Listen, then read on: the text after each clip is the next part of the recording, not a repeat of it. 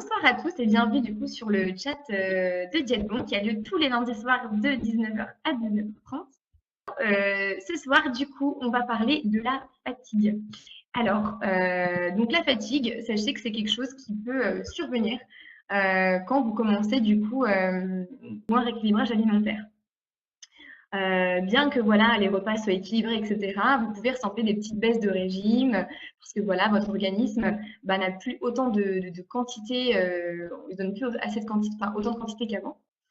Si ça vous arrive, essayez dans tous les cas de contrôler dans un premier temps si vous arrivez bien à suivre le programme. Hein. Donc, primordial de voir si vous suivez bien le programme et si vous avez un apport optimal en calories. Bien sûr, on recommande du coup pour les programmes Dietbon un apport en calories de 1200 pour les femmes et de 1500 pour les hommes. Après, ce sont des apports qui vont varier en fonction en fait de votre niveau d'activité physique. Également voilà, de votre métabolisme. Enfin, il y a plein de facteurs en fait, qui sont à prendre en compte. Et ça, c'est du coup votre diététicienne qui va bien évidemment pouvoir un petit peu voir avec vous et vous équilibrer en fait un petit peu tout ça. Par exemple, pour quelqu'un qui est assez sportif, elle va typiquement voilà, lui proposer de rajouter des petites collations dans la journée, etc. pour pallier en fait aux petites baisses de régime qui peuvent survenir. Autre chose à surveiller également, ce sont du coup les aliments. Typiquement, vous avez des aliments qui vont naturellement vous fournir de l'énergie. Ces aliments-là, ce sont les glucides complexes, hein, pas les glucides simples. Les glucides complexes, c'est tout ce que vous allez retrouver dans vos pains, dans vos pâtes, dans le riz, dans les patates douces, dans tout ce qui va être féculent. Ce sont ces aliments-là, en fait, si vous voulez, qui vont vous apporter de l'énergie et de l'énergie, du coup, sur la longue durée. A contrario, hein, les glucides simples, qu'on trouve dans le sucre, les produits sucrés, le miel, etc., eux, ce sont des aliments qui vont vous apporter de l'énergie, du sucre, hein, surtout, mais de façon très rapide. Alors que les glucides complexes, ce sera du coup une énergie qui va être progressive et qui va vous apporter en fait une énergie assez constante tout au long de la journée. C'est pourquoi il est très important de consommer des féculents, typiquement au moment du petit déjeuner. Hein, on va favoriser les produits qui vont être à base de produits céréaliers. Typiquement, donc, le muesli que vous avez au programme, les pancakes également. Et au repas du midi, du coup, pour garder une bonne énergie durant toute la journée, on va privilégier les repas qui sont à base de féculents. C'est pour ça que le soir, on privilégie plutôt des repas qui sont à base de légumes et parce que vous n'allez pas forcément vous dépenser en fait par la suite tout simplement. Veillez également à avoir un très bon apport donc en viande, en poisson, en œufs. Je pense également du coup à votre journée libre, hein, si jamais vous vous sentez un petit peu fatigué. Sachez que du coup, ce sont des aliments qui vont vous apporter du fer. Et sachez que le fer, c'est une molécule qui va justement participer au transport de l'oxygène dans votre organisme. Donc voilà, c'est important aussi d'avoir des protéines dans vos assiettes. Et c'est pourquoi nous, dans le programme Dietbon, on essaye vraiment de vous proposer des repas qui sont équilibrés avec un taux de protéines, un taux de glucides et un taux de lipides qui sont contrôlés justement. Sachez que les fruits et les légumes sont également de bonnes sources de vitamines, de minéraux qui peuvent justement vous donner beaucoup plus d'énergie, etc. Donc également à consommer de manière assez récurrente. Hein. Pensez bien évidemment quand vous avez un petit creux à consommer tout ce qui est crudité. Ce sont des choses qui contiennent très très peu de calories, donc bien évidemment à privilégier. Et également pensez à boire voilà, 1 litre d'eau minimum par jour, hein, pour rester bien hydraté tout au long de la journée. Car sachez que voilà, les premiers signes en fait, d'une mauvaise hydratation sont la fatigue et les maux de tête.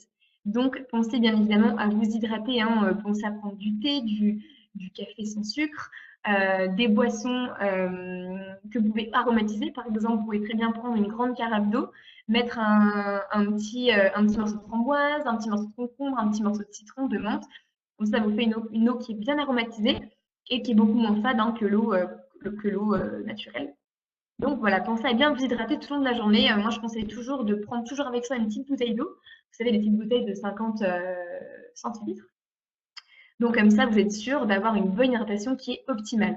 Et le dernier facteur, bien évidemment, c'est le sommeil. C'est hyper important d'avoir un sommeil de qualité. Également pour perdre du poids. Hein, si vous avez un mauvais sommeil, vous pouvez justement avoir un déséquilibre au niveau de vos hormones. Et du coup, la perte de poids peut être ralentie à ce niveau-là. Donc, pensez bien évidemment à bien dormir, hein. Il y a des gens voilà, qui ont besoin de 5-6 heures de sommeil. En général, on préconise 8 heures en moyenne, hein, 6 à 8 heures de sommeil par nuit pour avoir vraiment un sommeil réparateur. Pensez bien évidemment voilà, avant de dormir à éteindre tous vos écrans, à ne pas être trop sur votre téléphone, trop sur votre ordinateur. Vous savez que la lumière bleue du coup de votre ordi et de votre téléphone, ça vous empêche de dormir. Donc pensez voilà, à lire un bon livre avant de vous coucher et à vous caler justement tout simplement dans votre lit. Et vous allez voir et avoir une bonne nuit de sommeil de ce fait. Voilà, et si malgré tout, voilà, toutes ces petites recommandations, vous vous rendez compte que pendant votre rééquilibrage alimentaire, vous avez quand même des petits signes de fatigue qui surviennent, moi je peux vous conseiller, je peux que vous conseiller d'aller voir un médecin.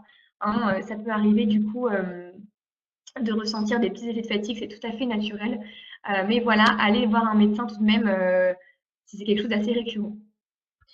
Alors, du coup, je vais commencer à répondre à vos petites questions. Je vois qu'on est beaucoup là sur le chat, c'est cool. Alors, bonsoir à tous. Donc, Alain, Morgane, Françoise. Alors, Daniel, je vois que vous avez une première question. Quelle est la différence entre la patate douce et la pomme de terre? Alors, Daniel, donc la patate douce et la pomme de terre, ce sont deux aliments qui font partie des féculents, donc des produits céréaliers, donc des aliments qui vont contenir des glucides complexes. Donc, comme je le disais tout à l'heure, hein, ce sont des aliments qui vont vous apporter une énergie progressive. La différence, ça va être plutôt au niveau de l'index glycémique. Petit rappel, l'index glycémique, en fait, c'est la capacité qu'a un aliment à faire augmenter votre taux de sucre dans le sang. Donc, tout simplement, si un aliment a un index glycémique élevé, il va faire augmenter votre taux de sucre très rapidement. Si un aliment, au contraire, a un index glycémique peu élevé, il va faire augmenter votre taux de sucre de façon progressive. Bien évidemment, il faut privilégier les aliments qui font augmenter votre taux de sucre de façon progressive, de façon justement à ne pas forcément ressentir de faim par derrière. La patate douce contient un index glycémique qui est plus faible que celui de la pomme de terre et donc à privilégier. C'est pourquoi dans vos journées libres, moi je vous conseille de varier un petit peu, de ne pas consommer que des pommes de terre, mais de varier avec la patate douce. La patate douce contient également du bêta-carotène, donc c'est un excellent antioxydant qui est donc très très bon pour votre système immunitaire, donc à privilégier. Donc d'un point de vue nutritif, moi je vous conseillerais plus la patate douce plutôt que la pomme de terre. Après c'est une histoire d'équilibre, hein, donc essayez de varier un maximum. Alors, que pensez-vous de Purvia à la stevia? Alors, Purvia, qu'est-ce que c'est? Est-ce que vous pouvez m'indiquer, Alain, ce que c'est Purvia? Parce que ça ne me dit rien. Attendez, je vais regarder sur Internet vite fait. Purvia, est-ce que c'est une boisson peut-être? Ah oui, Purvia, alors. Ok, donc c'est du sucre. Alors, donc moi, par rapport aux édulcorants, donc c'est une bonne chose parce que voilà, ça ne va pas vous apporter de calories, mais vous allez quand même continuer à conserver ce petit goût sucré. Et mine de rien, quand on essaie de se déshabituer du goût sucré, c'est très compliqué. Du coup, continuer à consommer les édulcorants, ça ne vous déshabitue pas vraiment du goût sucré. Donc moi, Alain, ce que je vous recommanderais, c'est dans un premier temps de switcher votre sucre avec de la stevia, mais d'essayer dans un deuxième temps de diminuer cette stevia et de plutôt alterner en essayant de consommer, imaginons que vous en mettez dans votre thé, dans votre café, dans votre tisane, et essayez toujours d'en mettre, de diminuer petit à petit la dose jusqu'à n'en mettre plus du tout en fait. Voilà, moi c'est ce que je peux vous conseiller. Alors, Florence, pouvez-vous me dire combien de litchis peut-on manger? Alors, Florence, au niveau des litchis, petite précision, les litchis, ce sont des fruits qui contiennent pas mal de sucre, hein. Ce sont des fruits qui contiennent, d'ailleurs, ce sont un des fruits les plus sucrés. Donc, moi, si vraiment vous aimez ça, vous pouvez en consommer, mais essayez de limiter du coup la prise. Donc, moi, je vous conseillerais 2 litchis par prise, 2 à 3 maximum litchis par prise, en sachant que ce sont un des fruits les plus sucrés parmi les bananes, les mangues, le raisin, etc. Donc, à limiter la consommation. Alors, Rose, moi, au grignotage, que proposez-vous comme crudité? Par exemple, des carottes. Alors, Rose, oui. Alors, si vous avez des petits creux pendant la journée, pour éviter de grignoter des choses sucrées ou trop grasses, n'hésitez pas, bien évidemment, à vous faire des petites crudités. Alors moi, ce que je conseille, c'est de vous faire une réserve, en fait. C'est-à-dire que le week-end ou un soir dans la semaine, quand vous avez un petit peu de temps, préparez simplement vos crudités à l'avance. Donc simplement, vous coupez, vous épluchez vos carottes, vos concombres, vos choux-fleurs, vos radis, votre céleri aussi, ça marche très bien. Donc moi, voilà, ce que je vous conseille, c'est de les découper au préalable. Donc vous les découpez en bâtonnets, vous les mettez dans un bocal en verre, vous mettez de l'eau, vous remplissez votre bocal avec de l'eau, et comme ça, vos légumes, vous les avez à disposition toute la journée, toute la semaine, et ça se conserve super bien. Les légumes sont croquants et vous pouvez les consommer jusqu'à 2 voire 3 semaines. Et comme ça, bah, dès que vous avez un petit creux, vous piochez dans votre frigo une carotte, un concombre, et ça va vous apporter du coup un petit peu plus de satiété, et ça va vous éviter de manger des choses un peu plus grasses ou sucrées par la suite. Voilà ce que je peux vous conseiller. Euh, alors, j'en étais où? Ah oui, Daniel. Alors, les avocats sont-ils riches en calories? Peut-on en prendre et en quelle quantité? Alors, Daniel, donc les avocats font partie de la famille des matières grasses. Les avocats donc sont très riches en lipides, hein, vous l'avez compris. Sachez que pour un demi-avocat, vous avez l'équivalent d'une cuillère à soupe d'huile au niveau de la quantité en lipides. Donc les avocats, ce sont des très bonnes graisses, bien évidemment, mais ça reste des graisses. Donc moi, ce que je vous conseillerais, typiquement les avocats, vous pouvez très bien en prendre pendant votre journée libre, mais prenez-en uniquement la moitié, bien évidemment, pas un avocat entier. Après, il y a toutes formes, hein, il y a des petits avocats, des plus gros avocats, etc. Donc si c'est un tout petit avocat, vous pouvez le prendre en entier. Il ne faut pas que ça dépasse, voilà, je ne sais plus exactement le poids d'un avocat, mais il ne faudrait pas que ça dépasse 50, 60 grammes, vous voyez, quelque chose comme ça. Voilà, donc les avocats à consommer, bien évidemment, pendant votre journée libre, hein, ce sont des très bonnes graisses hein, aussi, mais ça reste des graisses. Alors, Joël, peut-on prendre du café au lait sans sucre? Capsule toute prête, style Dolce Gusto et celui qui me... Alors, Joël, donc, vous pouvez tout à fait prendre du café. Alors, pour le café au lait, ça marche très bien aussi. Pensez simplement à prendre du lait demi-écrémé et pas du lait entier. Donc là, il n'y a pas de souci par rapport au café.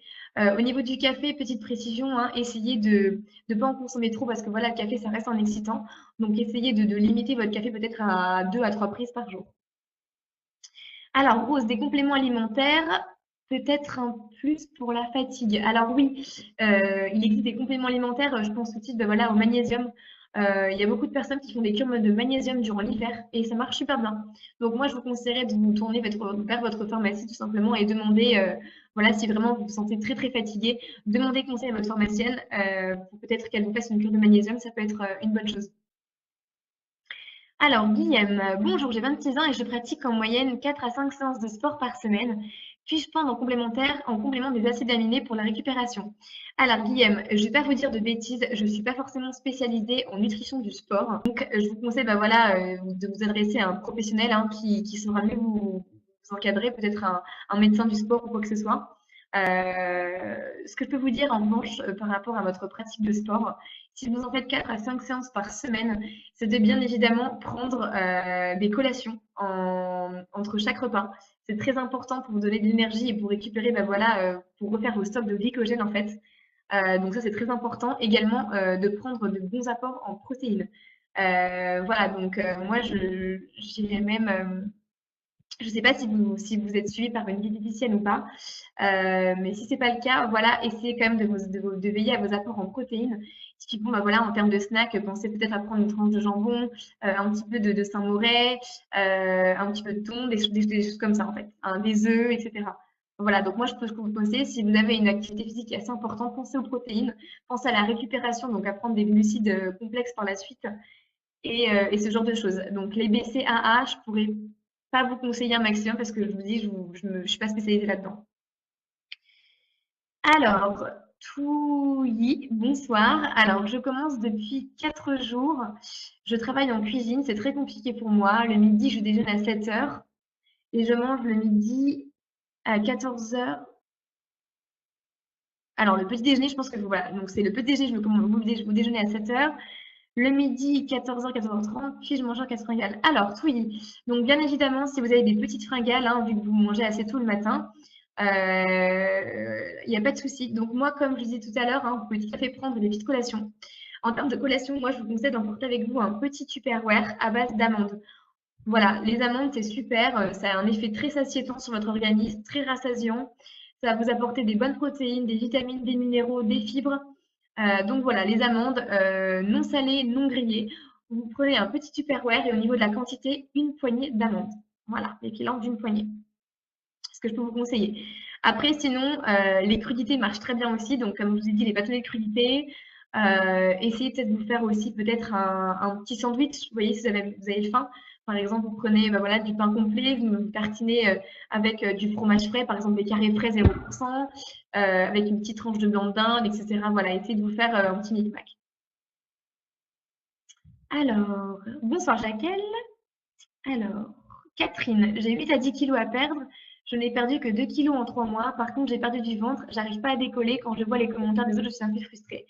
Alors, Catherine, sachez que la perte de poids, elle est différente d'une personne à une autre, hein. Ça, vous n'êtes pas sans le savoir, je pense. Je pense que vous êtes tout à fait au courant. Donc, ça va dépendre de plein de choses, hein. Ça va dépendre de votre métabolisme, ça va dépendre du fait si vous avez fait plusieurs régimes au préalable. Donc, votre corps, en fait, si vous voulez, va avoir une résistance à l'amaigrissement. Donc, de ce fait, de votre âge également. Donc, de ce fait, ça peut justement, enfin, votre poids peut de ce fait ne pas décoller. Alors, il faut quand même rester positif, hein. Dites-vous que voilà, même si en 3 mois, vous n'avez pas perdu les kilos escomptés, vous avez quand même perdu du poids. Sachez qu'on préconise quand même une perte de poids qui va être lente et progressive, hein. On n'est pas du tout sur une perte de poids qui va être beaucoup plus rapide, hein. C'est pas le but. Après, il y a des personnes qui vont bah, voilà, perdre de ce fait un peu plus vite, hein. Tout dépend en fait du poids du poids de base auquel ils partent, etc. Donc moi, ce que je peux vous conseiller, Catherine, alors je ne connais pas vraiment votre situation, déjà vous adresser, si vous avez votre diététicienne, peut-être lui demander, si vous êtes en consultation avec elle, peut-être lui demander. Sinon, essayez bah, voilà, de réenclencher la perte de poids en faisant une activité physique, un peu plus de marche, en faisant du vélo en appartement, en montant les escaliers. Voilà, essayez peut-être de réenclencher votre perte de poids, de suivre bien le programme. Et également de bien manger aussi pendant votre journée libre. C'est très important en fait si vous voulez que votre corps ne se sente pas frustré et qu'il ne se mette pas en épargne. En fait, si vous voulez, si vous ne donnez pas assez à manger à votre corps, il va se mettre en épargne et du coup, il va en fait, enfin, votre métabolisme de base en fait va se mettre à diminuer, ce qui fait que vous n'allez pas éliminer des calories. Du coup, moi, je vous conseille quand même de bien suivre le programme Diète Bombe à la lettre. Et pendant votre journée libre, de vous faire plaisir également et de réenclencher votre perte de poids par une activité physique. Voilà. Alors, je commence mon régime, mais je dois aller au restaurant plusieurs midis dans la semaine. Vous avez un conseil? Alors, Roger, donc concernant les personnes qui n'ont pas vraiment le choix de par leur travail et qui sont obligées d'aller au restaurant, moi, ce que je vous conseille, du coup, c'est quand vous allez au restaurant, donc déjà par rapport aux boissons, privilégiez l'eau et accordez-vous maximum un verre de vin ou un verre de champagne. Évitez tout ce qui va être cocktail ou soda, qui sont des boissons très sucrées. Concernant le pain, c'est quelque chose qu'on vous sert automatiquement, donc évitez bien évidemment de grignoter des morceaux de pain avant que le repas arrive et même tout au long du repas. Ensuite, concernant les plats en eux-mêmes, privilégiez des plats qui vont être riches en légumes. En légumes de préférence, bah, voilà, vapeur. Après, vous ne pouvez pas toujours bah, voilà, maîtriser ça, hein. Il y en a beaucoup qui vont voilà, cuisiner les légumes avec de l'huile. Donc, privilégiez quand même une assiette qui va contenir pardon, beaucoup de légumes. Évitez du coup tous les plats en sauce ou s'il y a de la sauce, demandez-la à côté. Évitez également du coup bah, les viandes qui vont être un peu plus grasses, donc privilégiez les viandes maigres comme bah, voilà, le bœuf. Si vous demandez du bœuf, prenez du bœuf haché à 5% de matière grasse. On va privilégier du coup évidemment la dinde, le poulet, le lapin, voilà. Privilégiez ces viandes-là et au niveau des féculents, bah, voilà, évitez tout ce qui va être bah, frites, les choses un peu plus frites dans l'huile, etc. Ensuite, au niveau du dessert, privilégiez les desserts à base de fruits. Évitez tout ce qui va être pâtisserie, tout ce qui va être crème, glace, chantilly. Voilà, des desserts où vous allez avoir du coup beaucoup plus de sucre et de matière grasse. J'espère que j'ai répondu à votre question. Alors, Roger, donc encore une question. Est-ce que peut-on manger des fruits le soir? Alors, sachez que dans votre programme Diète Bon, vous avez le droit à un fruit par jour. Donc, ce fruit-là, vous pouvez le consommer donc le matin, le midi ou le soir. Donc, c'est vraiment comme vous voulez. Moi, je vous conseillerais toujours de le prendre plutôt le matin, parce que le soir, voilà, comme je vous ai dit, vous n'allez pas forcément vous dépenser derrière, donc de finir le repas par une touche sucrée, bah, pourquoi pas, hein, vraiment, si vous voulez, il n'y a pas de souci, mais moi, je vous recommande quand même de le consommer plutôt le matin. Et au niveau des fruits, donc c'est 100 à 150 grammes au niveau de la quantité, ce qui équivaut du coup à une pomme, à une poire, à 2 clémentines, à 2 kiwis, etc. On va éviter les bananes le soir, hein. Bananes, mangue, ananas, raisin, ce sont des fruits très sucrés, donc à privilégier plutôt le matin. Alors, Poupon0013, bonsoir à tous. Lorsque je ne prends pas mon petit pain bio du matin, puis-je le prendre avec mon plat du midi? Pour la collation, puis-je la prendre le midi avec ma compote? Alors, concernant le petit pain bio le matin, donc voilà, sachez si le matin vous n'avez pas forcément faim, vous n'êtes pas forcément obligé de prendre votre petit déjeuner. Moi, ce que je conseille, c'est de le décaler, par exemple à 10 heures. Voilà, imaginons, bah voilà, au réveil à 7 heures, 8 heures du matin, vous n'avez pas faim. Et ben décalez votre petit déjeuner plutôt aux alentours de 10 heures. Comme ça vous évite d'arriver au repas du déjeuner avec une énorme faim et à manger plus.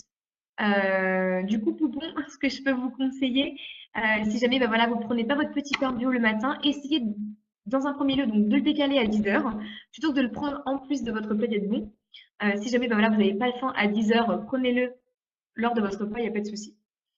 Pour la collation, puis-je la prendre le midi avec ma compote? Alors, pour la collation, donc même chose, hein, si vous n'avez pas faim aux alentours de 16 heures, moi, ce que je vous conseille quand même, c'est de ne pas forcément la prendre bah voilà, à midi parce que ça va vous faire quand même une bonne dose de sucre, hein. Sachez que la barre de céréales, elle est faite pour vous redonner un regain d'énergie pendant votre journée, donc elle est quand même constituée à base de sucre.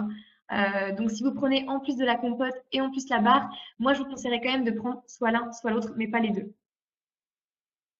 Et essayez, bah voilà, si vous n'avez pas forcément faim lors de votre collation, bah décalez votre collation à 17 heures. 17 heures, vous voyez, c'est pas très grave. Frédéric, bonsoir. Pouvez-vous donner la recette que vous avez indiquée au début pour s'hydrater? Alors, Frédéric, donc je n'ai pas vraiment donné de recette. C'était simplement des petites astuces. Donc, typiquement, toujours avoir une bouteille d'eau sur soi de 50 centilitres. Vous voyez, les petites bouteilles d'eau Evian, cristalline, etc. Toujours avoir ça sur soi. Et sinon, d'essayer d'aromatiser votre eau avec de l'amande, du citron, du concombre, des petites framboises fraîches. Voilà, donc c'est ma petite recette pour essayer d'aromatiser un maximum votre eau. Donc c'est une eau que bah, voilà, vous mettez dans une carafe en verre, hein, et vous mettez vos petits aliments à l'intérieur. Et comme ça, vous êtes sûr d'avoir une eau qui est un peu plus aromatisée et qui n'est pas du coup sucrée. J'espère que c'était ça du coup dont vous parliez d'ailleurs pour la recette. Alors Béatrice, bonjour à vous. Alors Daniel, je suis avec mon mari en fin de régime, en phase de stabilisation.